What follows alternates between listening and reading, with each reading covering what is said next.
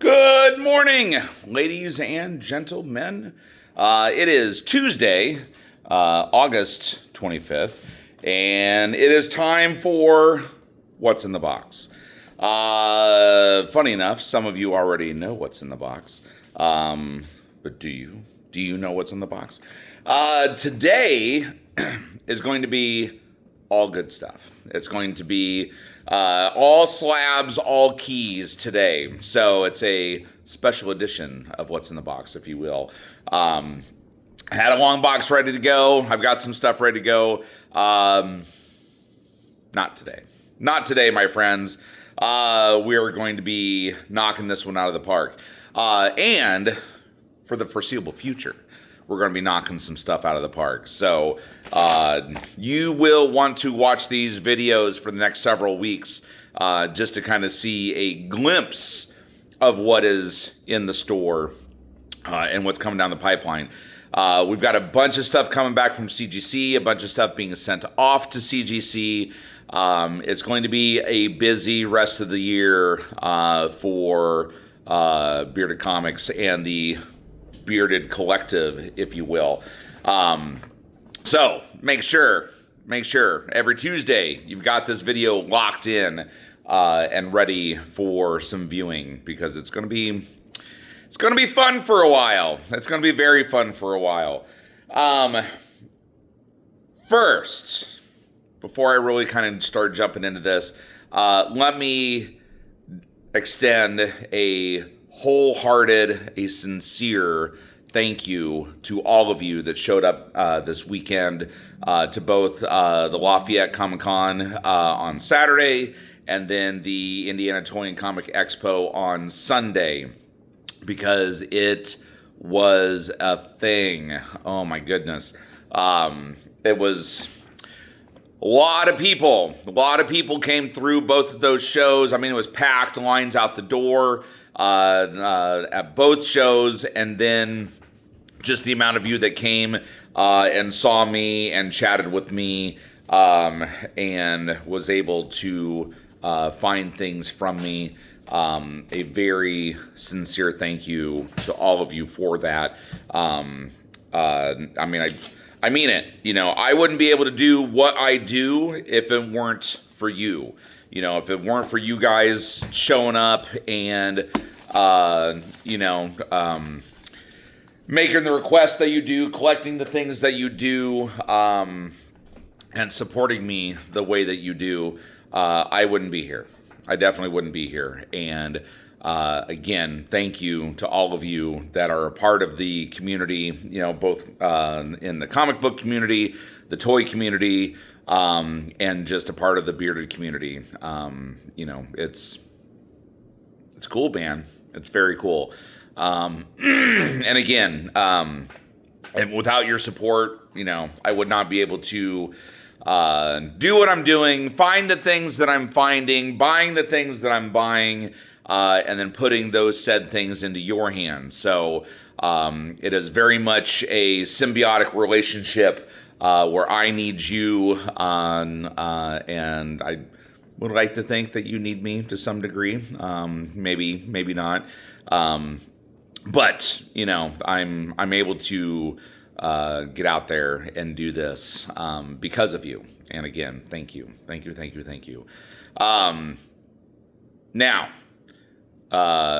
that I'm done crying in my milk and driving that point home, you want to see some cool things? I'm going to start off with a couple bangers, if you will. Our friend and colleague, to some extent, Mr. Gavin Smith, recently put out a He-Man Masters of the Universe #1, focusing on the origin of Skeletor and so forth. And then it was even released an exclusive cover of said book with his artwork and so forth. And it was super cool. He was at Bloomington this weekend, and I could not pass up the opportunity, because I would like to say that I'm a huge He-Man fan, not near as much as other people, but I grew up He-Man. I love He-Man. Has a very special place in my heart. Skeletor especially. I've loved Skeletor forever. And he's definitely my favorite character. I had Mr. Gavin Smith do some remarks for me on a couple of his books. So not only is this his exclusive cover that you can order from his website or by contacting him, FYI, but you can also pay him to do some sketches and remarks and really make something your own. These are cool, right? These aren't for sale. These are going to be mine, and these are going to go into a collection, both for myself and a friend of mine. So, super stoked, super cool. Again, if you want Gavin to doodle on something of yours, just reach out to him. He'll do it. He does a lot of stuff for money. He told me he knows no limits. So, take that as you may.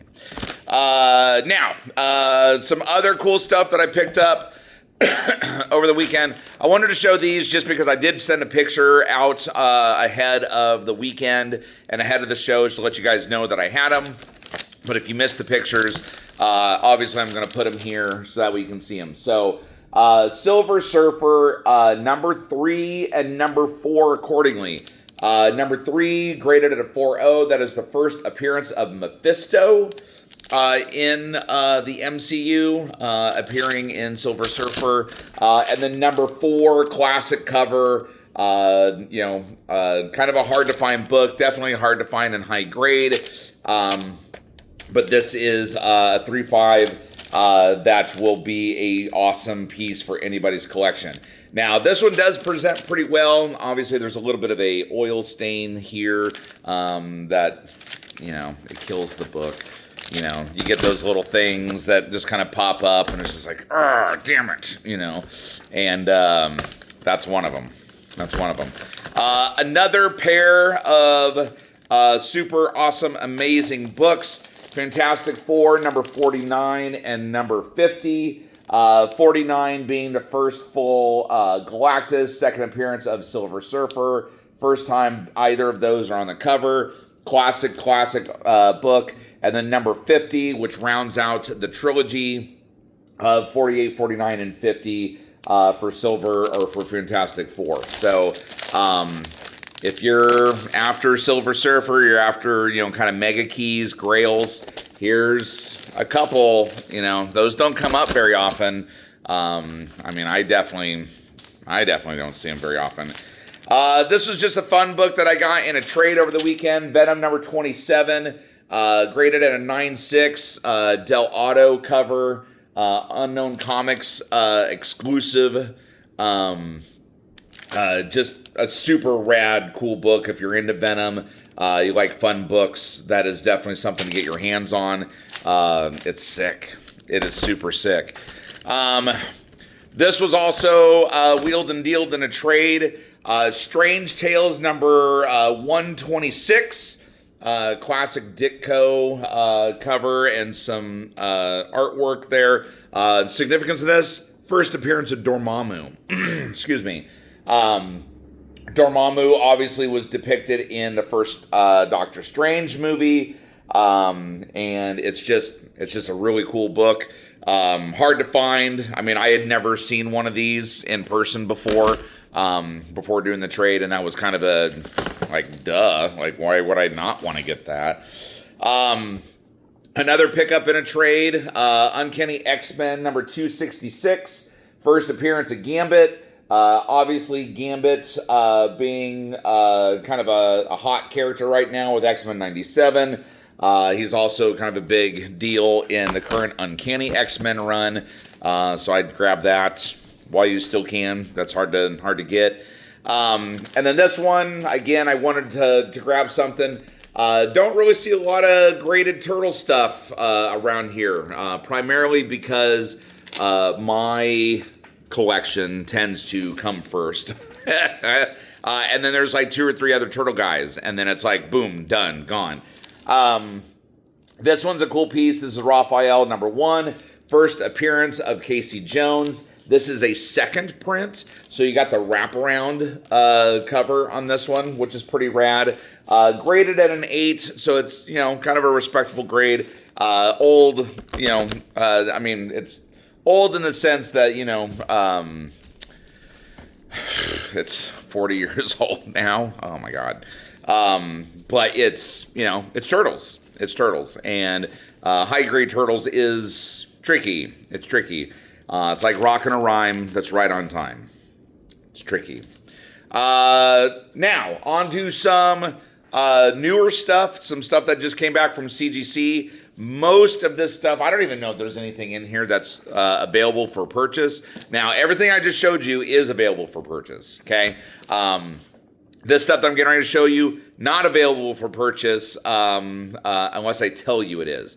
But this is a Nectar #1. Second print, a 616 exclusive, signed by Mr. Tyler Kirkman. Came back a 9.8, so that's pretty cool. How about a Mask #1 graded 9.8? That is a Mark Spears cover, and notice the Mark Spears signature. So that's pretty neat. Let's see, this one, Battle Beast #4. This is dual signed by Georges Jetney and Ryan Otley. So that's a pretty rad cover. Also graded at a 9.8. By the way, are you sensing a theme? All this stuff is going to be signed. Signed stuff.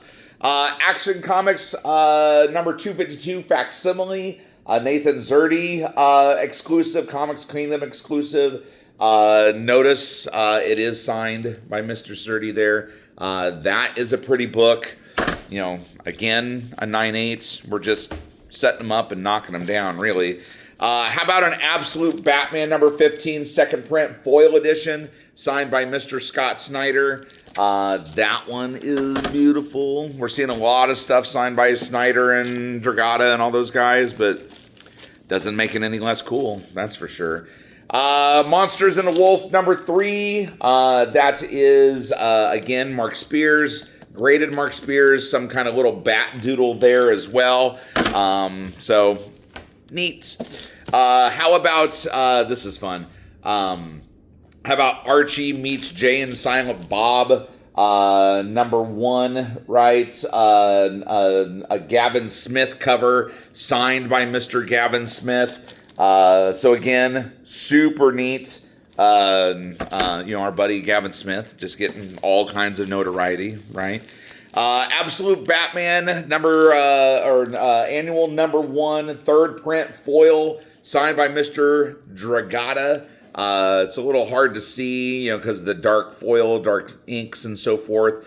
But again, super cool, right? Now these are all mine. This is from the PC of The Beard. I always try to, you know, send some stuff off too, you know, whether it's for the store or for myself.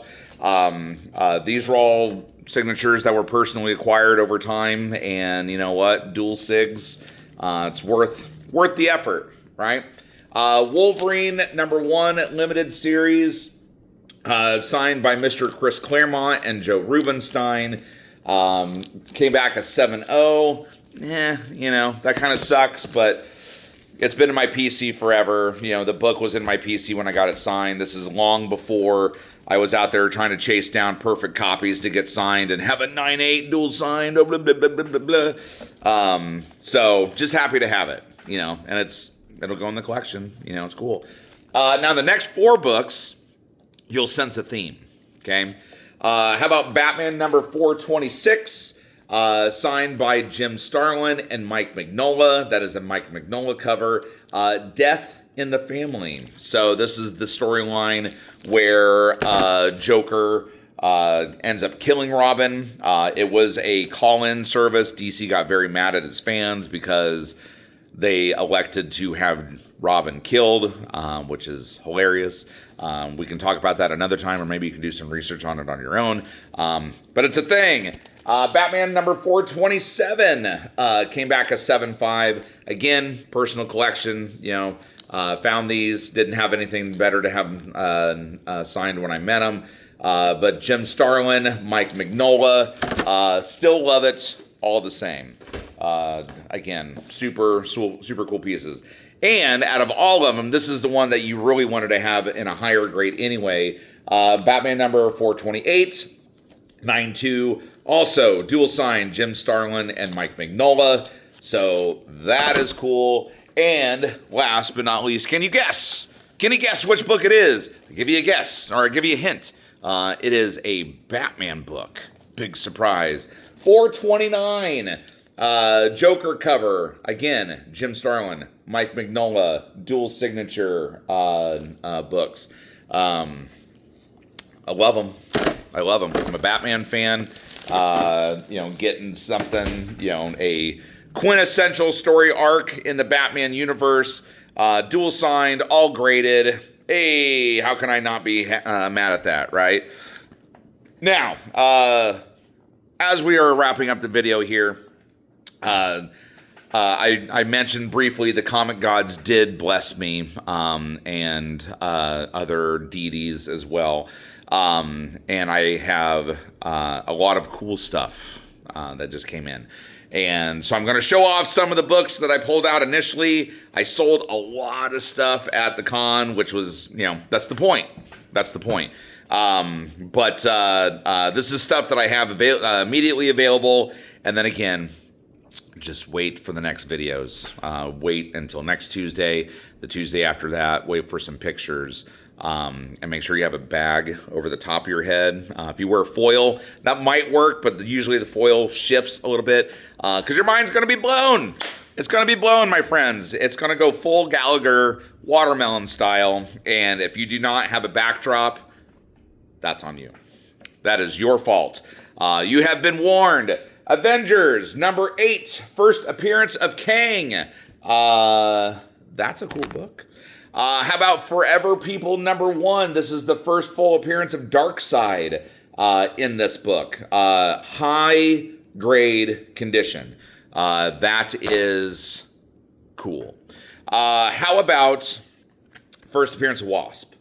First appearance of Wasp in here. It sucks because whoever owned it before, bam, bam, bam. Did the whole hole punch thing, put it in a binder. Hey, I've got all my comics in a binder. Ooh, cool, look at me. Screw you. Should not have done that. But that's still cool. First appearance of Wasp, something you never see, right?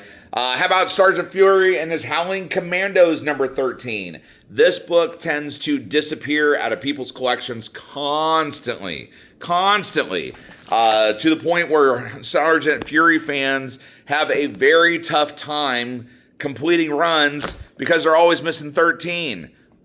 Right? Let's see. Speaking of Captain America, how about number 100? Everybody loves a 100, a Captain America. Again, high grade. This is a thing. That is a thing. Hard to find book, even harder to find it in high grade. Ask me how I know. How about, we'll shift back to DC for a second. How about Doom Patrol number 99? First appearance of Beast Boy. Pretty cool book. I've had this book a few times. It's not as rare as it could be, I guess. I mean, truth be told, it's an obscure book. It's a hard to find book, but, sometimes luck just finds people, right? In the sense of one of my friends, he has something like a metric ton of Iron Fist 14s. I have never had an Iron Fist 14 until he sold me one. And I still haven't got an Iron Fist 14. He has, I kid you not, like 24 copies. It's just, it finds him. He's able to acquire them and keep them. And when the world ends, he's going to be paying people in Iron Fist 14 currency. It's going to go full Fallout. Some people use bottle caps. He's going to use Iron Fist 14s. This book, doesn't matter who you are. Doesn't matter who you are, you're going to want it. I know you're going to want it. Batman number 181, first appearance of Poison Ivy. First appearance of Poison Ivy. How cool is that? How cool is that? Absolute Batman fans, eat your heart out. That's a big book. That's a big book. And then again, a book that you never see. This is also a hard one to find. Green Lantern number 16. This is the first appearance of Star Sapphire. So if you're a Green Lantern fan, DC fan, you know, she plays kind of an integral part in the lore of Green Lantern. And that's her first appearance. That's cool. That's super cool. And then shifting back to Marvel here. This book was rad. My jaw dropped a little bit when I saw it. Low grade condition. Tales of Suspense number 40. This is the second appearance of Iron Man. Second appearance of Iron Man. Number 40. That is nuts. You want more nuts? A squirrel in a planter's factory. That would be more nuts. No, how about a Strange Tales number 110? I've never seen, well, I take that back. I graded one of these for a guy that he got at Chicago Con last year. That was the first time I've ever seen it, okay? This is the second time I've ever seen it. This is the first appearance of Doctor Strange, okay? Super hard book to find. This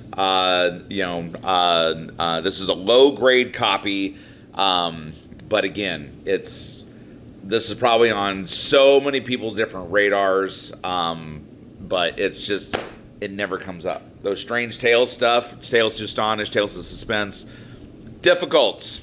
They're tricky. Again, like rocking a rhyme that's right on time. And for me, I was right on time, my friends. So, that is today's video. Let me know if you have any questions on anything, of course.